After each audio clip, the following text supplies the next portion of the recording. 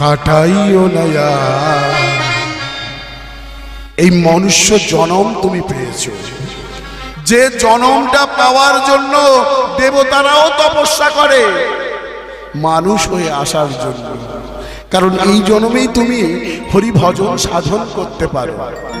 মাতৃগর্ভে আমরা ছিলাম, আমরা ভগবানকে বারবার ডেকেছি, কেঁদেছি, বলেছি যে পরমেশ্বর ভগবান সুস্থভাবে আমাকে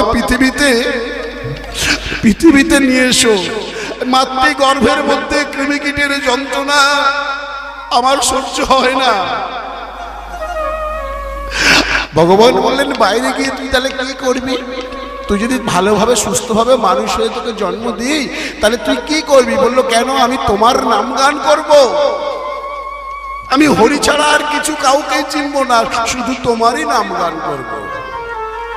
পরমেশ্বর ভগবান, আমি যখন গর্ভে ছিলাম, আমরা সবাই যখন গর্ভে ছিলাম, আমাদের মাতৃগর্ভে ভগবান এসেছিলেন। আমরা ঊর্ধ্ব পদে নিম্ন মস্তকে আমরা ভগবানের তপস্যা করেছি। ভগবান এসে বসলেন কোথায়? আমার পা দুটো ছিল এইভাবে, পায়ের উপরে এসে ভগবান বসেছিলেন। যে যত কালো হোক আর যে যত সাদা হোক, দেখবেন পায়ের তলাটা গোলাপি। ভুল বললাম কি? আমি অধিক কালো মানুষ, পায়ের তলাটা গোলাপি। আপনি অধিক ফর্সা নারী, আপনারও পায়ের তলাটা গোলাপি। কেন? ভগবান এসে বসেছিলেন। ভগবান কোথায় বসে? গোলাপের পাপড়িতে। তাই তো পায়ে হাত দিয়ে আমরা প্রণাম করি।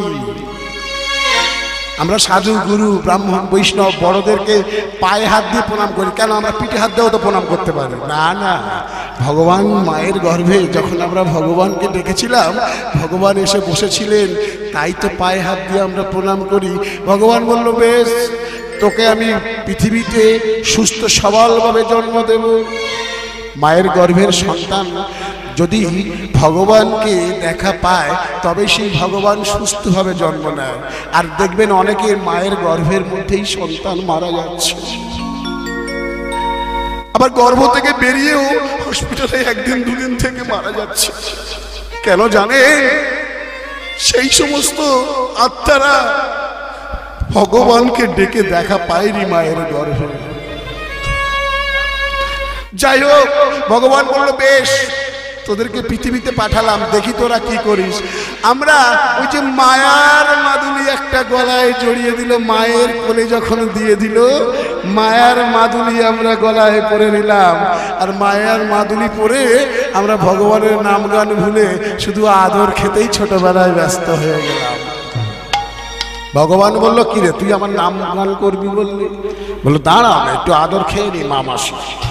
মা মাসি পিসি আশেপাশে কাকিমা জেঠিমাদের একটু আদর খেয়ে নি, একটু বড় হয়ে তোমার নাম গান করবো। বললো, বেশ, একটু বড় হয়ে যাও। বড় হয়ে গেল, খিচুড়ি স্কুলে, খিচুড়ি নয়, ICDCS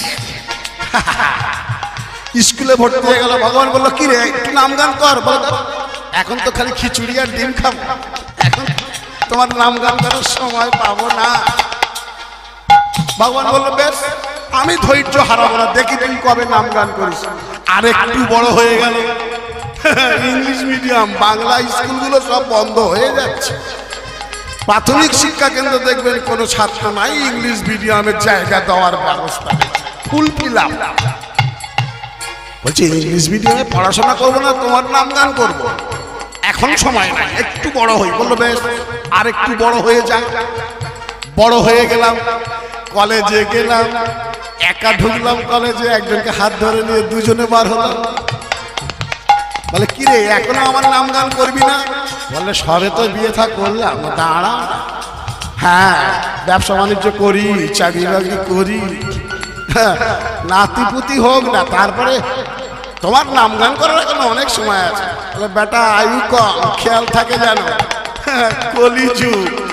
বলেছি 100, কিন্তু 100 টপকাতে দেবো না, তার আগে টুক করে তুলে দেবো, দেখি তুই কখন নাম গান করিস। বয়স হয়ে গেল, ছেলে পুলেদেরও তাদের সন্তান সন্ততি হলো, নাতি নাতি, মানে আপনি ঠাকুরদা দিদা হয়ে গেলেন। বলে, এইবার আমার একটু নাম গান কর। সে কত হাসে দেখো, হরিব। বলছে সবে তো নাতি নাতনি হলো, এদের নিয়ে একটু সময় কাটাবো না, তোমার নাম গান করবো।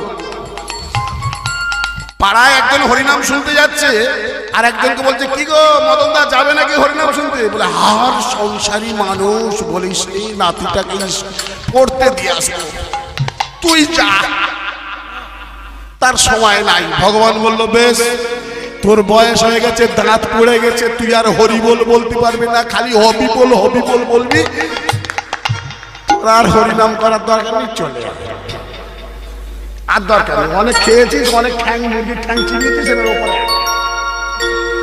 হ্যাঁ আমরা কথা দিলাম, কিন্তু কথা রাখতে পারলাম না। আজ আপনারা কথা রাখলেন, এখানে বসে হরি বল বললেন, কৃষ্ণ নাম উচ্চারণ করলেন, আপনারা মহা মহা মহাপুণ্যবান ভক্ত ভগবানের। যাই হোক, হে ভৃগু ঋষি, আপনার প্রথম প্রশ্নের উত্তর হলো সব থেকে বড় হলো আপন। বেশ।